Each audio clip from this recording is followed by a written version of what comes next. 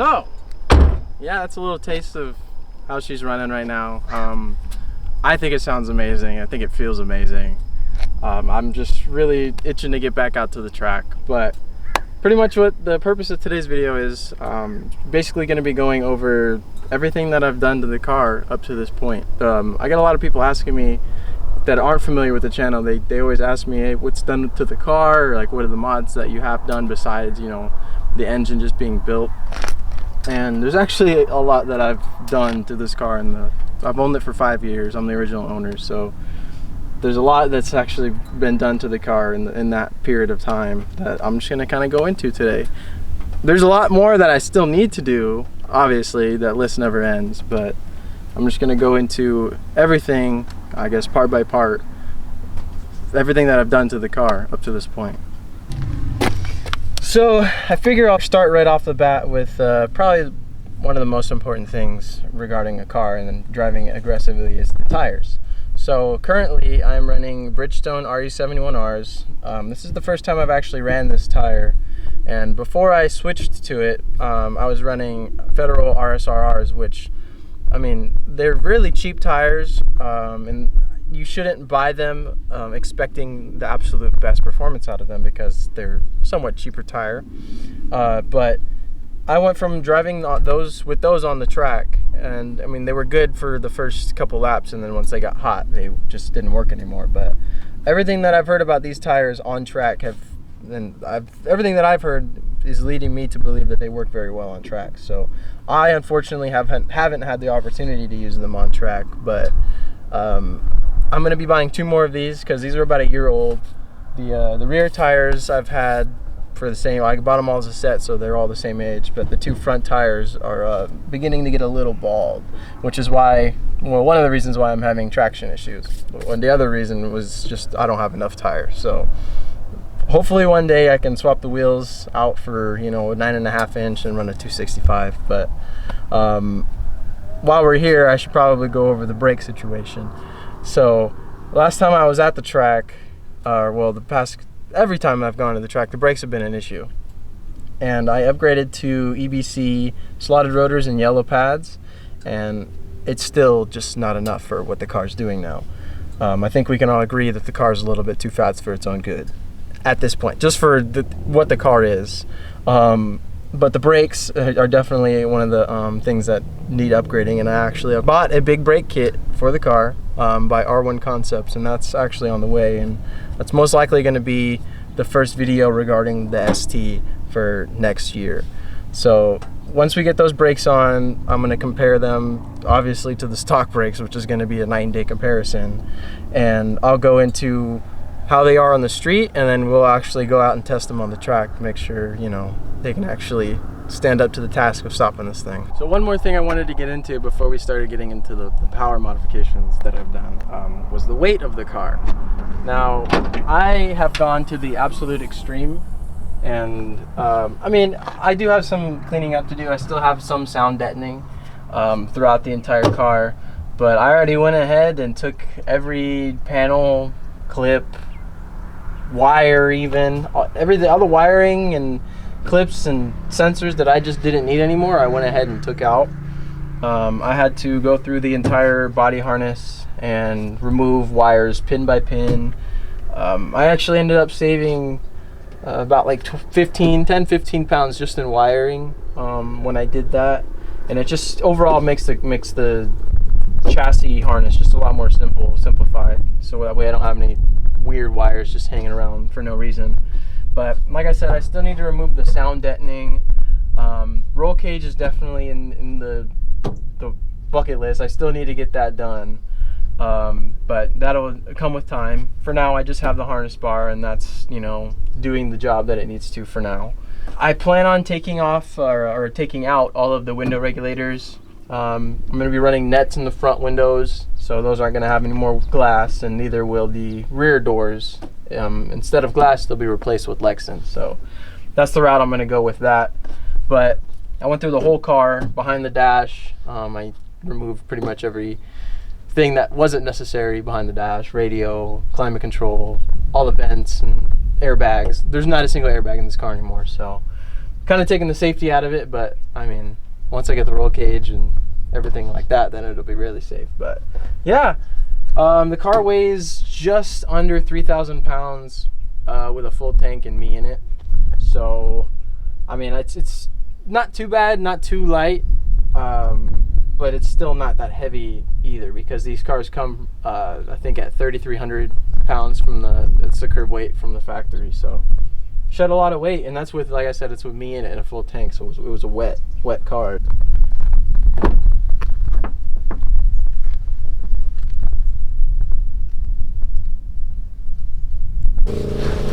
Alright, so might as well show you inside. It's kind of hard to see everything from the back side, but I got one pair of Sparco Sprint seats. This one was gifted to me about 2 years ago by my friends, and then I just got this one about a year ago just so I can have a passenger in the car whenever I go to the track, because it's always nice to have somebody who knows how to drive better than you do in the car with you, so they can kind of guide you and teach you all the good driving habits and whatnot. So really stoked to have a passenger seat. As far as this goes, I have a lot planned for the dash. Just cleaning up a lot of the empty voids, like where the vents used to be, where all of the, pretty much my entire infotainment, climate control, like I said, everything back here is taken out. There's just loose wires that I still haven't sifted through yet back here, so that's definitely going to be something that I need to do as well.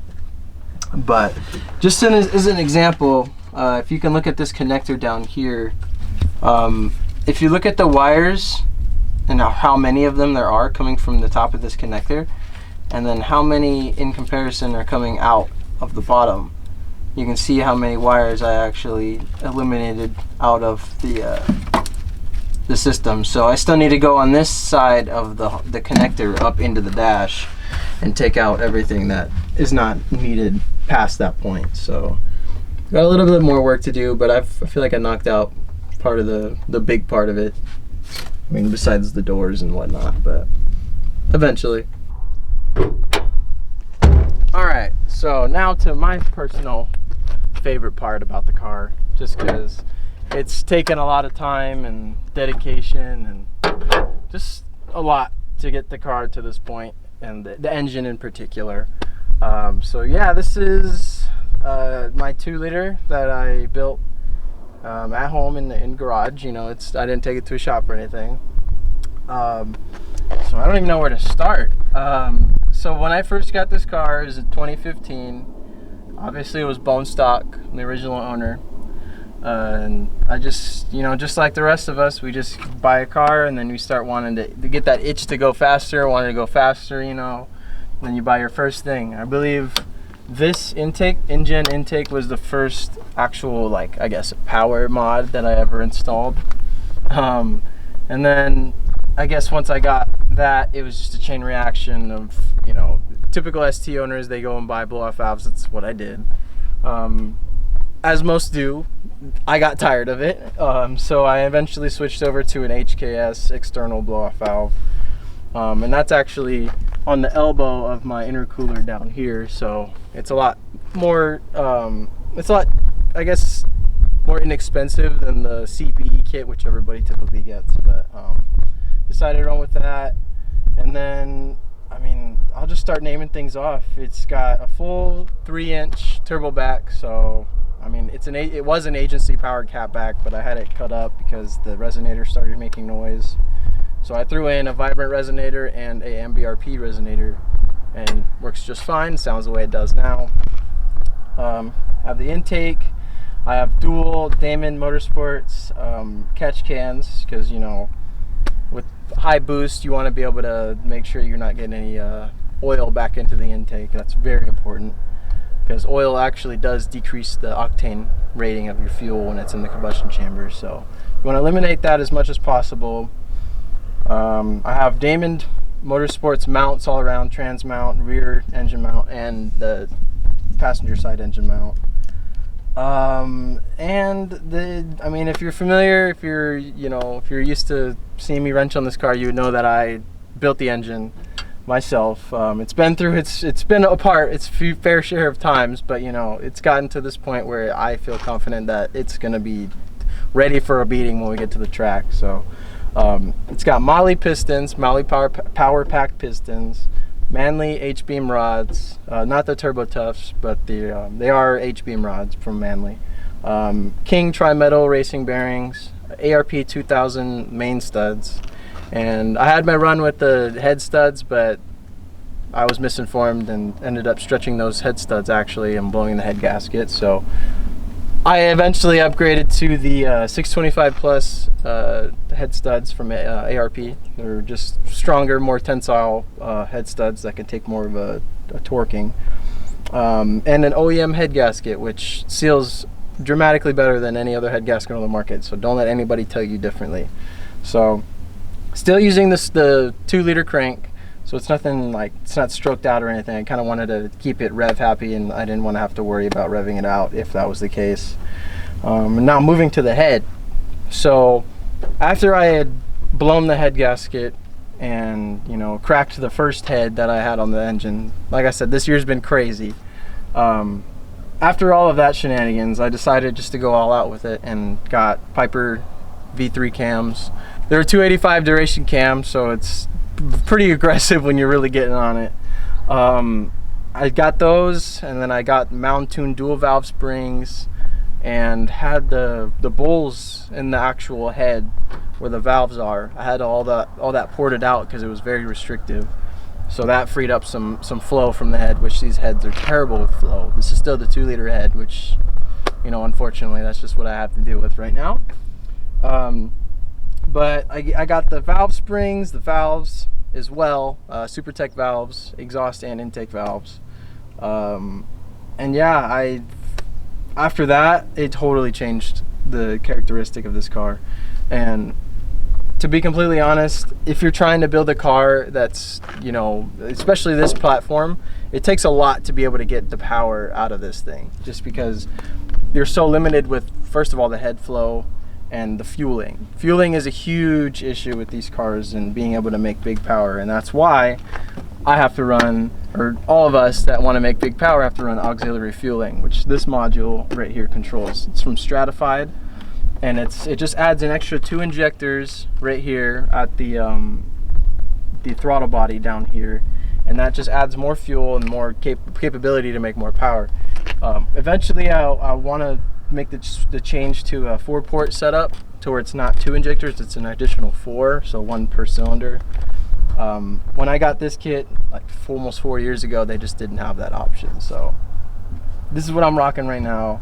And then I also have a Guardian Angel V3, and that, I mean, if you're familiar with those and what it does, it basically just prevents your car from overboosting, opens the blow-off valve when it detects a certain PSI. So if you ever hear in any of the videos, if I'm wide open throttle and you hear the blow-off valve open, then that's what that is. It's just preventing the car from wanting to blow up.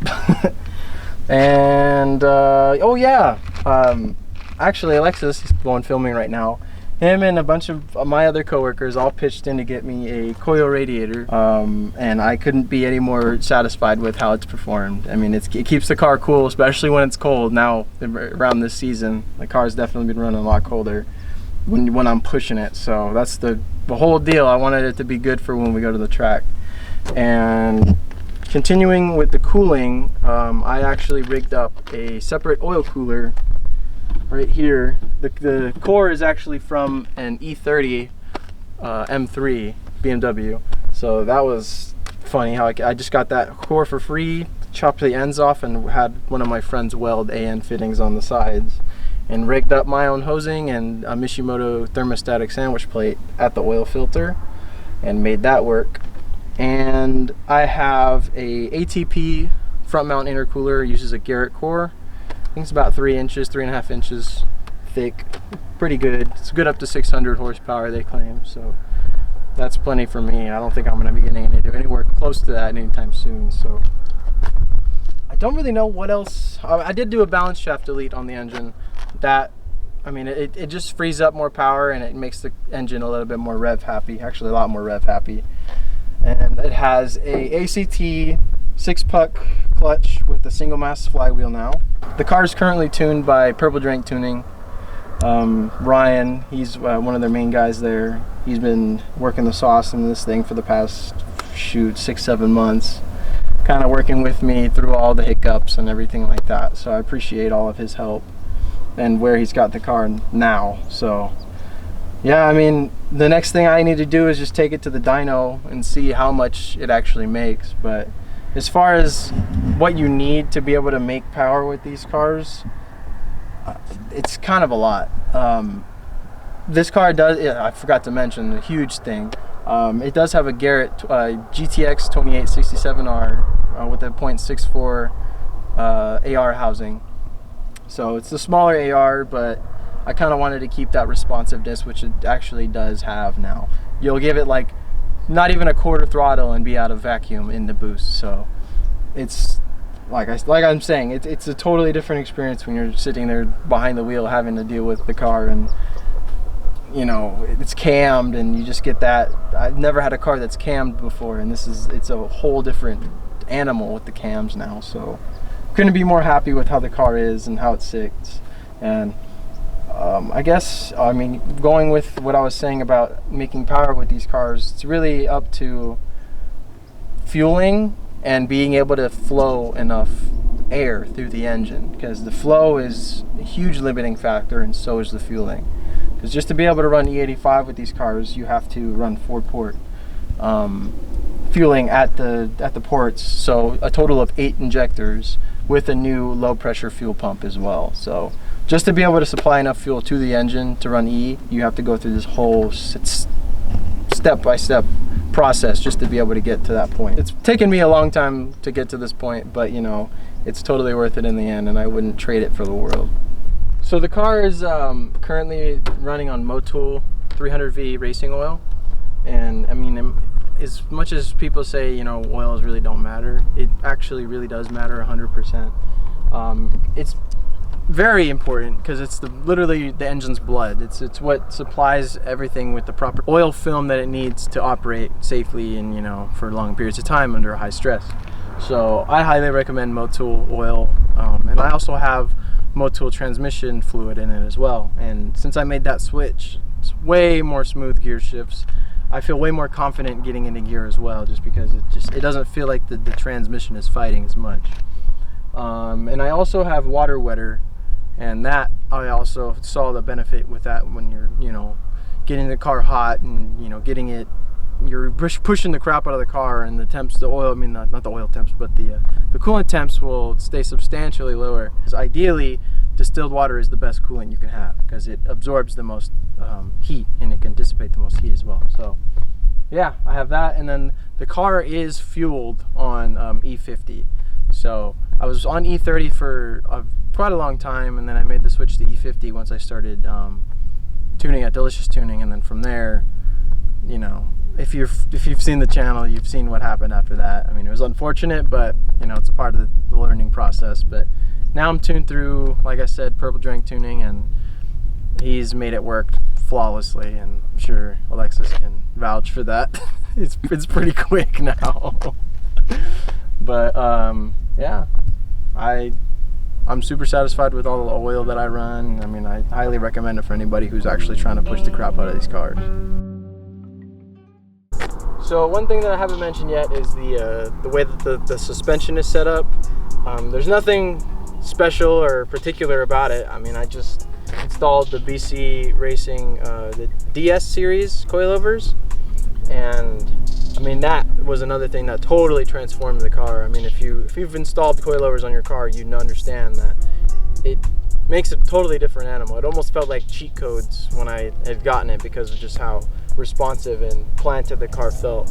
But I noticed there's a lot of diving and things of that nature when I'm entering a corner, and when I'm taking a corner, and the car likes to roll a lot. So sway bars are definitely going to be something that I'm going to need to get, just to be able to fine-tune the suspension that much more, because suspension is something that I haven't really dove into. I kind of went into the power side of things before I really went into suspension, which is kind of backwards, but I'm getting there. But yeah, I set the suspension up to how I liked it, the way it looked. but at the same time, it also performs just the way I want it at the moment. Like I said, it does have that weird rolling issue. I mean, that's just what you're going to run into with factory sway bars.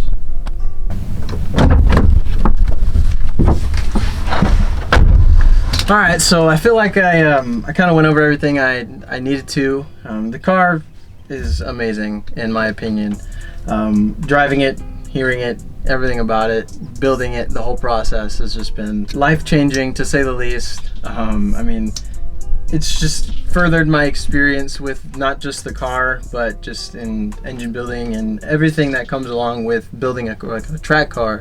It's just taught me so much, and I wouldn't trade it for anything else, and I love every single minute of it. And I don't care if it breaks, I don't care if it, you know, whatever happens down the road, I'm gonna do whatever I can to be able to get this thing back on the road and cooking like it does right now, or maybe even better. But thank everybody so much for watching and, you know, continuing to support me in the build. I know I didn't install anything, I kind of just talked to this episode, but I kind of wanted to go into everything, well, almost everything that I've done to the car up to this point, and kind of what I have in store. I mean, like I said, I do have the brakes coming, but expect a lot more track time very soon. Not so much wrenching on the car. I mean, hopefully not. Lord, I mean, God forbid something happens at the track, but you know, can't really control that type of stuff. Until then, you know, I'll see you guys next time, and I got some cool stuff in store for next year, and a new build coming into the channel. So I hope you guys are excited for that, and I'm sure Alexis will love it too.